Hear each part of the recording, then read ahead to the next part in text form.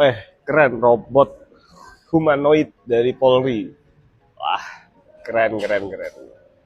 Cuma boleh tidak Pak Kapolri izin robot-robot humanoidnya itu di sebagian ditaruh di BP POM ya untuk memberantas mafia-mafia skincare. Sepertinya kewalahan BP POM ini, butuh tenaga-tenaga super ya. Siapa tahu robot humanoid dari kepolisian yang baru ini bisa membantu ya, bisa membantu BP POM untuk memberantas mafia skincare. Tolong dibantu Pak Kapolri. Ya, izin. Selamat ulang tahun Bayangkara. Jaya, jaya, jaya. Update terbaru, laporan saya kepada MKD, Mahkamah Kehormatan Dewan, berkaitan dengan uya-kuya ya, yang sudah tentunya sudah tahu semua ya teman-teman netizen ya, berkaitan dengan ya kemarin konten yang disebarluaskan ya, dia podcastnya mengundang dan di sana membicarakan hal-hal yang sangat vulgar dan menjijikkan ya. Sekarang upgrade-nya itu sudah masuk ke tahap 3, sudah masuk ke pimpinan alat kelengkapan dewan ya, untuk dicek ya. Support terus.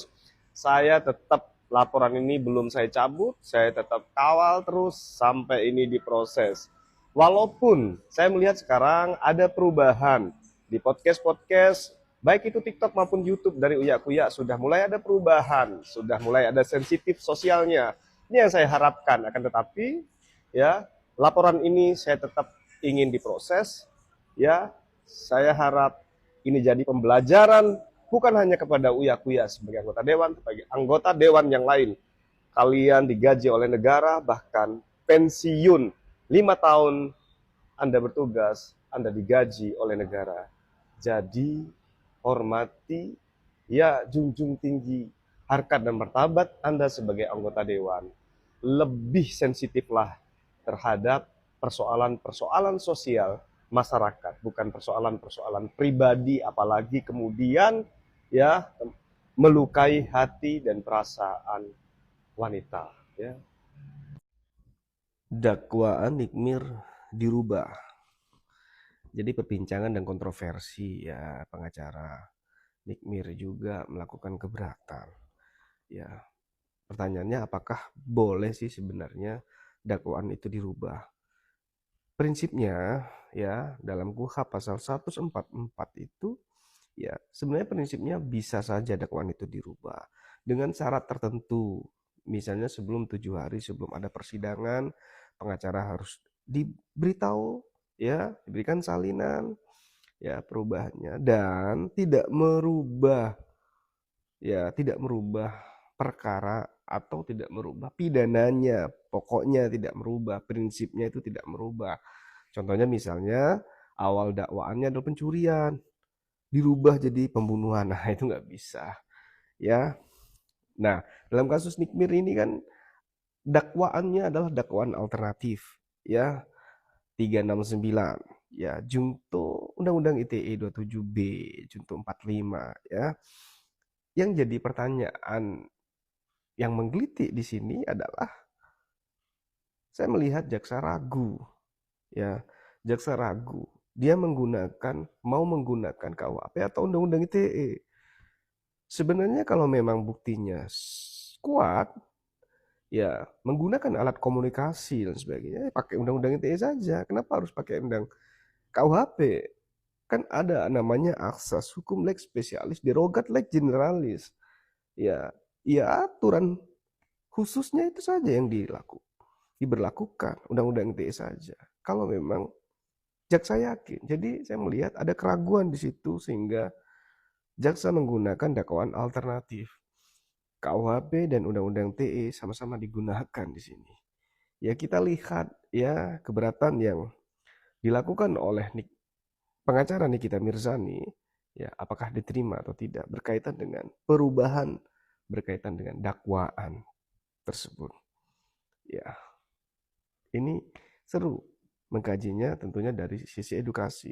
Kalau kemarin pengacara sebelah yang protes, gak boleh ada pengacara yang komentar selain saya dan Bang Fahmi. Oi, Sebagai pengacara, saya tidak mau mengkomentari ente statusnya sebagai pengacara, enggak. Tapi kalau mengkomentari kasus, nggak ada persoalan, bos. Ya, nggak ada persoalan. Kita asalkan mengomentarinya bersifat edukasi. Ya, Anda juga sudah selesai tugasnya sebagai pengacara dalam konteks pidana, karena hanya sebagai pengacara pelapor. Ya, saya pikir siapapun, baik pengacara ataupun dosen, bisa mengomentari perkara, ya, asal sifatnya edukasi, mencerdaskan. Gak ada masalah itu. Anda kemana saja, KUHP baru beli, ya itulah jadinya. Aman, bos. Ini lagi rame bujir-bujir mafia skincare, ya, yang meramekan bahwa ada beberapa edukator dilaporkan, panik dilaporkan. Wah, siap-siap itu. Siap-siap akan dipidana. Salah siapa? Mencemarkan nama baik, salah bla bla bla bla bla. Jangan takut. Ya. Jangan takut para edukator ketika itu bicara tentang fakta. Jangan takut kalau Anda berbicara itu untuk kepentingan umum. Dan jangan takut, ya, ketika proses pencemaran nama baik itu katanya, ya kata mereka pencemaran nama baik, tapi kalau menurut saya enggak. Ya, itu sifatnya bukan menyerang pribadi, ya, nama orang, ya, atau individu-individu seseorang. Kalau itu menyerang PT, nama PT misalnya disebutkan, seandainya disebutkan, ya instansi, itu nggak bisa. Dasarnya apa? Putusan MK. Putusan MK nomor 105 Jungto PUU 22 tahun 2024. Ya, jadi yang dimaksud pencemaran nama baik itu harusnya sifatnya menyerang seseorang, pribadi-pribadi, bukan instansi, bukan perusahaan. Ya, itu. Jangan GR dulu dong, mentang-mentang punya uang banyak. Ya, jadi jangan pernah takut kalau bicara tentang kebenaran. Jangan pernah takut kalau Anda tidak menyerang pribadi nama seseorang. Ya, tetap semangat para edukator, bicaralah tentang kebenaran, bicara untuk kebaikan dan kepentingan. Tetap semangat, hati-hati. Ya, akun Doktif disita oleh Polres Jaksel. Ya, sebagai sahabat saya prihatin, ya, juga support, ya, kepada beliau, dan saya tidak perlu memotivasi untuk tidak takut dan tidak menyerah kalau Doktif ini, karena Doktif ini nyalinya sundul langit, ya, ibaratnya Doktif ini sumbu yang cepat terbakar, jadi nggak perlu dibakar lagi, ya. Ya, nyalinya sundul langit, jadi untuk urusan itu beliau tidak perlu dimotivasi untuk tetap untuk sabar, ya. Tetapi saran saya tetap semangat, ya, kepada Doktif, ya.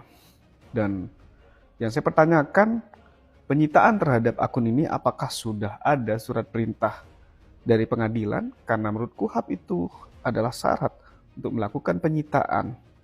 Ya, apakah ini sudah dilakukan atau sudah ada? Saya nggak tahu, ya. Walaupun tadi sempat teleponan, saya lupa untuk cross check itu kepada beliau.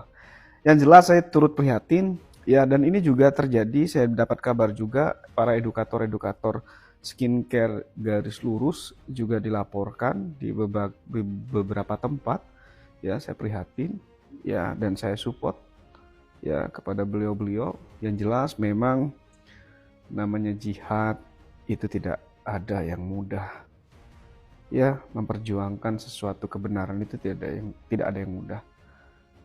Dan saya yakin juga Doktif dan para edukator, termasuk saya, juga paham atas konsekuensi itu. Ya, tetap saling support, ya, tetap jangan pernah menyerah, ya, demi perskincare Indonesia lebih baik.